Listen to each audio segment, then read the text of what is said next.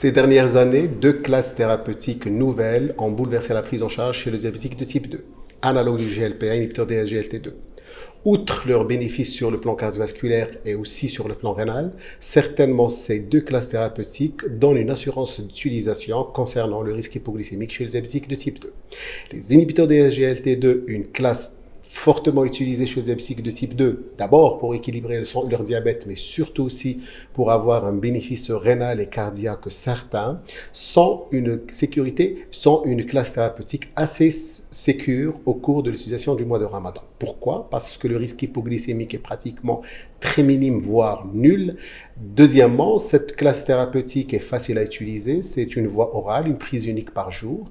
Et troisièmement, il faut aussi quand même avoir une certaine précaution au cours du mois de Ramadan. D'abord, une première précaution, pas de prescription tardive. Cette classe thérapeutique devrait être utilisée au moins 2 semaines avant le mois de Ramadan. Deuxième précaution, il y a un risque de déshydratation, surtout chez le sujet âgé, avec le risque d'hyperglycémie. De ce fait, une bonne réhydratation au cours de la nuit chez ces patients-là. Troisième précaution aussi, l'association avec des diurétiques au cours du mois de Ramadan chez les hypertendus diabétiques pourrait faire courir ce risque de déshydratation et alors prudence au cours de cette utilisation au cours du mois de Ramadan. Sinon, par ailleurs, cette classe est très sécurisée au cours de son utilisation au cours du mois de Ramadan.